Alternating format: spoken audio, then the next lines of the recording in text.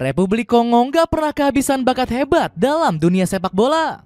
Nama-nama tersebut meliputi Romelu Lukaku, Presnel Kimpembe, hingga yang terlama ada Claude Makelele.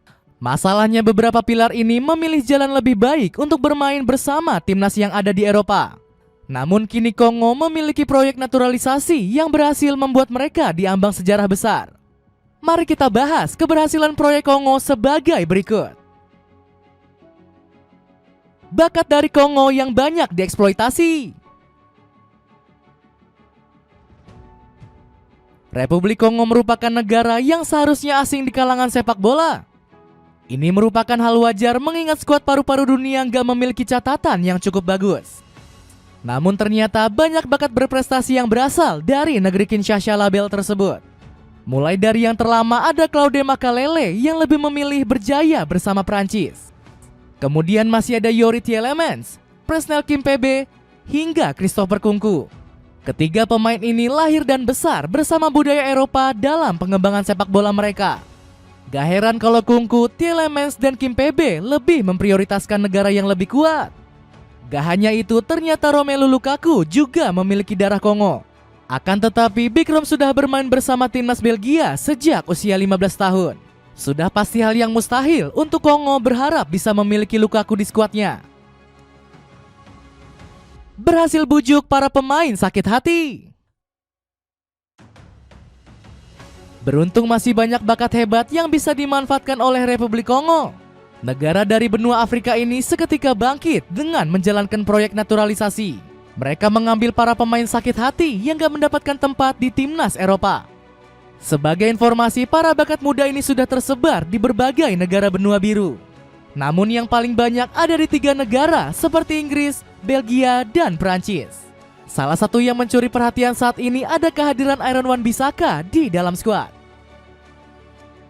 Ex-Manchester United ini hanya sempat membela Inggris di kelompok umur. Dirinya kalah saing dari beberapa nama beken seperti Trent Alexander-Arnold dan Reece James. Beberapa pemain senasib juga sudah terlebih dahulu berhasil diamankan oleh Kongo. Di pos back ada nama Axel Tuanzebe, Cecil Mbemba, hingga Yoris Kayembe. Sektor gelandang terdapat sosok Noah Sadiki hingga Charles Pikel.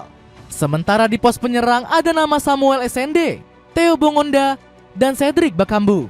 Dilansir dari Transfermarkt, 80% skuad Kongo saat ini merupakan keturunan ganda yang pernah tinggal di Eropa.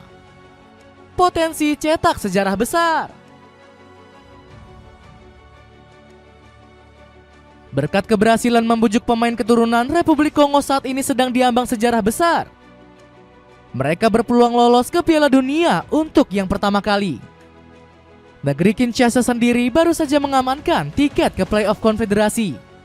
Mereka begitu perkasa di babak playoff zona Afrika dengan mengalahkan Nigeria di babak final. Aaron Wan-Bissaka mengaku bangga dan sangat terharu atas pencapaian yang diraih timnya. Dirinya menyebut baru pertama kali merasakan atmosfer seperti ini saat di Kongo. Mental para pemain kami begitu kuat, aku baru pertama kali merasakannya. Semua di tim ini punya tujuan yang kuat dan ingin mengukir sejarah, ucapnya. Sayangnya keberhasilan ini harus tercoreng dengan tuduhan yang gak berdasar dari berbagai pihak. Negeri Kinshasa dianggap bisa hebat karena pengaruh ilmu hitam. Keluhan ini disampaikan langsung oleh Eric Kelle yang menyebut Kongo menggunakan voodoo. Orang-orang Kongo melakukan praktik dukun. Saat adu penalti, para pemain mereka melakukan voodoo, ucapnya.